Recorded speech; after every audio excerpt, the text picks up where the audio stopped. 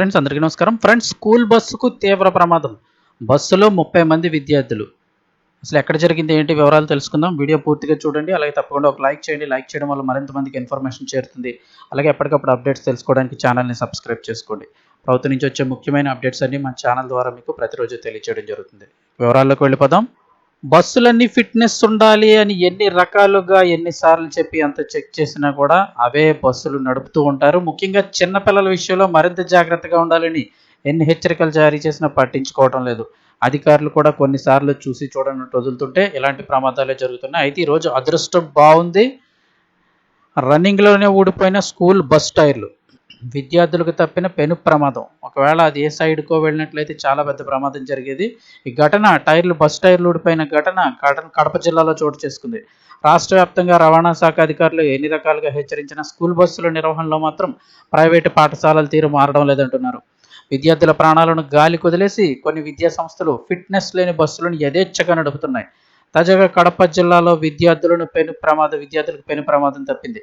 వివరాల్లోకి వెళ్తే Pulivendula market yard వద్ద ఉన్నటువంటి రన్నింగ్లోని వికాస్ హై స్కూల్ బస్సు వెనుక టైర్లు ఒక్కసారిగా అకస్మాత్తుగా ఊడి నడి రోడ్డుపై పడిపోయాయి.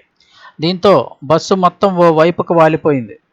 ఇక్కడైతే చూస్తున్నారు కదా, వికాస్ స్కూల్ అని ఈ బస్సు. ఒకవేళ రన్నింగ్ టైర్ ఎవరికైనా తగిలితే వాళ్ళకి కూడా ప్రమాదం జరిగే అవకాశం ఉంటుంది. ఈ క్రమంలోనే వెనుక నుంచి వెళ్తున్న ద్విచక్ర వాహనదారులు బస్సు డ్రైవర్ను అప్రమత్తం చేయడంతో అందులో ఉన్న విద్యార్థులకు పెను ప్రమాదమే తప్పింది. ప్రమాద సమయంలో బస్సులో 30 మందికి పైగా విద్యార్థులు ఉన్నప్పటికీ అదృష్టవశాత్తు ఎవరికీ అలాంటి గాయాలు కాకపోవడంతో అందరూ ఊపిరి పీల్చుకున్నారు. ప్రైవేటు వ్యక్తులకు బస్సుల ఫిట్నెస్ టెస్ట్ బాధ్యతలు అప్పగించడం వల్ల ఎలాంటి ప్రమాదాలు చోటు చేసుకుంటున్నాయని విద్యార్థుల యొక్క తల్లిదండ్రులు ఆరోపిస్తున్నారు.